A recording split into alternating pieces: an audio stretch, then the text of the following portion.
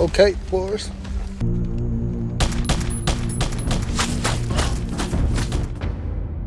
Most war movies exaggerate.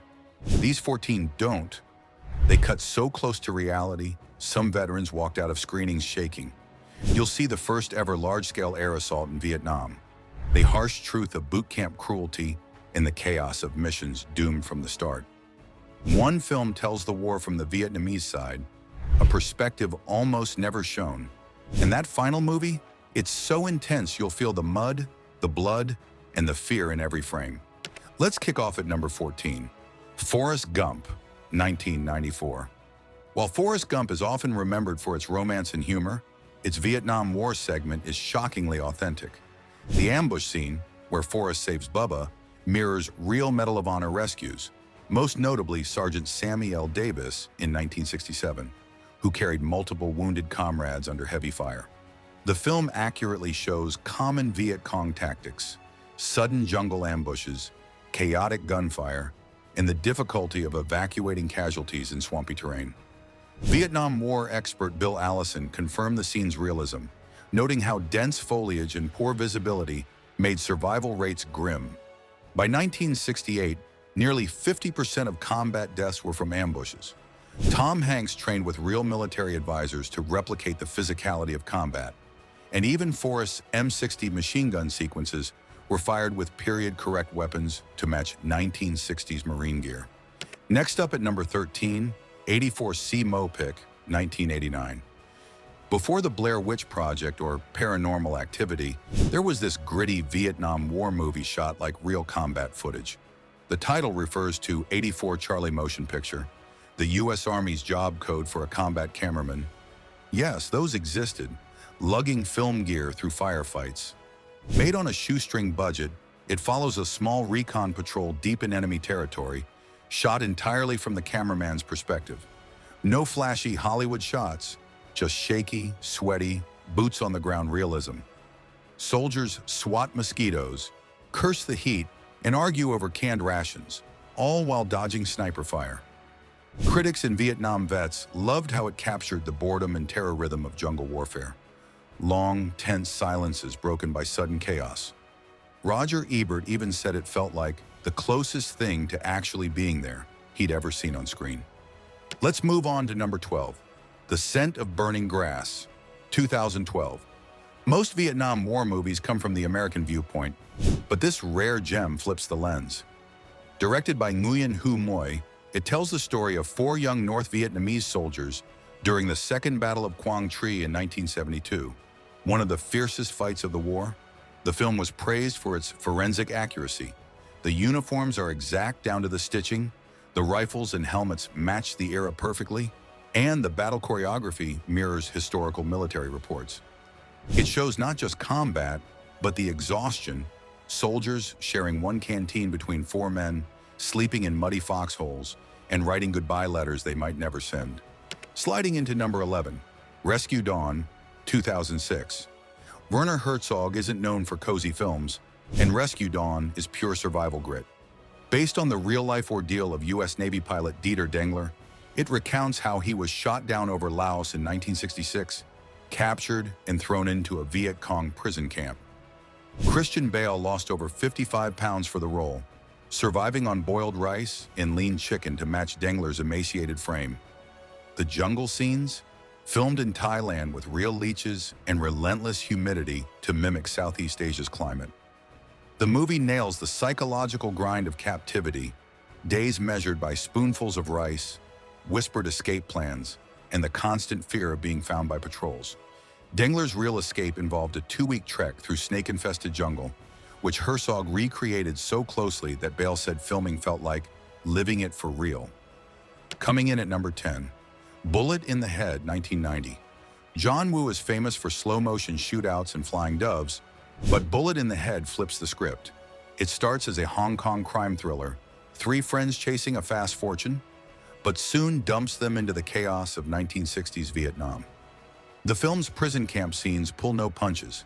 Mud-caked bamboo cages, starvation rations, and executions for sport mirror real Viet Cong, POW conditions reported by survivors. Wu drew on Vietnam War documentaries for accuracy, blending them with his signature cinematic style. The shift from swaggering gangsters to broken prisoners is brutal, mirroring how real opportunists and black market traders sometimes got caught in the war's crossfire. Now at number 9, Coming Home, 1978. Released just 3 years after the Vietnam War ended, Coming Home tackled something most war films avoided: what happens when the shooting stops. Jane Fonda plays a military wife whose husband returns paralyzed, while she falls in love with another wounded veteran, played by Jon Voight. The script was steeped in real veteran testimonies about depression, sexual dysfunction, and feeling abandoned by the government. Many scenes were shot in actual VA hospitals using real paraplegic vets as extras for authenticity. It also sparked political controversy. Fonda was already nicknamed Hanoi Jane for her anti-war activism, and critics saw the film as a bold pro-peace statement. Despite that, it swept the 1979 Oscars, with Voight and Fonda both winning, proving America was finally ready to confront the war's emotional wreckage. Rolling in at number 8, born on the 4th of July, 1989, Oliver Stone's Born on the 4th of July follows Ron Kovich, a patriotic Marine who's paralyzed in Vietnam and becomes a fierce anti-war activist. Based entirely on Kovich's memoir, Stone, himself a Vietnam vet, insisted on raw accuracy. The sweep and clear mission gone wrong is a highlight. Chaotic gunfire, poor communication, and civilian casualties matching real after-action reports from the war. Tom Cruise fully committed, spending weeks in a wheelchair to inhabit Kovich's life post-injury. The film doesn't shy from the ugly. VA hospitals shown are cramped and filthy, mirroring 1970s conditions veterans protested against. When Kovich actually visited the set, he wept during certain scenes, saying it was like reliving his past. The movie earned 8 Oscar nominations and cemented Cruise as more than just an action hero. Sliding in at number 7, Casualties of War, 1989. Brian De Palma's Casualties of War isn't about big battles.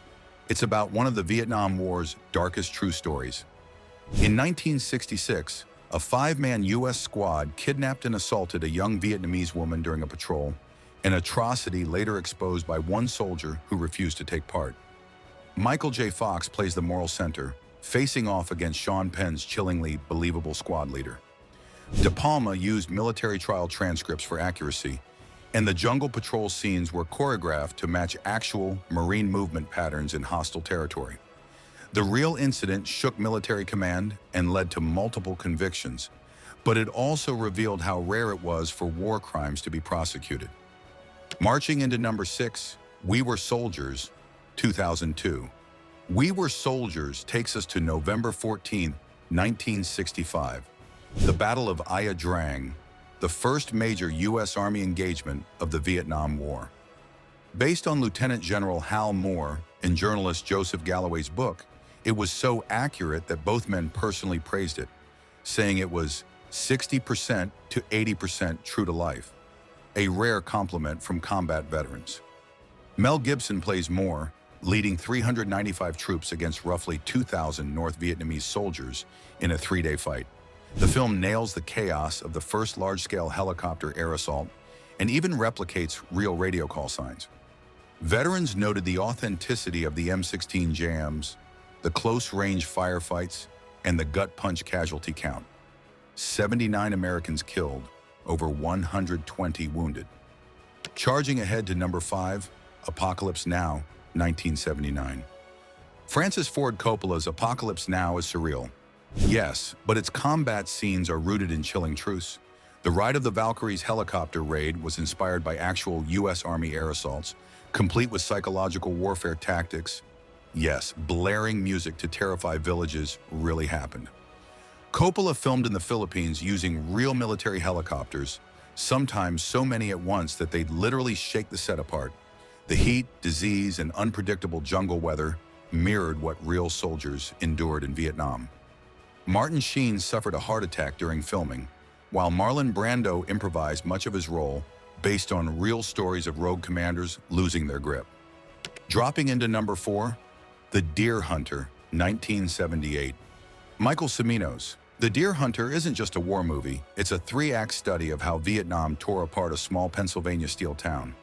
The first hour shows the pre-war lives of friends, weddings, and deer hunts. The middle thrusts them into the horrors of captivity, inspired by real Viet Cong POW camp conditions. And the final act captures the brokenness of those who return. While the infamous Russian roulette scenes never happened in Vietnam, the psychological breakdown they represent is brutally real. Nearly 500,000 U.S. veterans returned with severe PTSD. The film cost $15 million, but grossed over $49 million. Won 5 Oscars and immortalized how the war's damage extended far beyond the battlefield. Storming number 3, Full Metal Jacket, 1987. Stanley Kubrick's Full Metal Jacket is like 2 films in one. First, the hell of Paris Island Marine boot camp, then the chaos of Vietnam's Tet Offensive. The opening 45 minutes are so realistic because Gunnery Sergeant Hartman, E.R. Lee Ermey, was actually a Marine drill instructor in the 1960s, improvising much of his dialogue from real barracks tirades.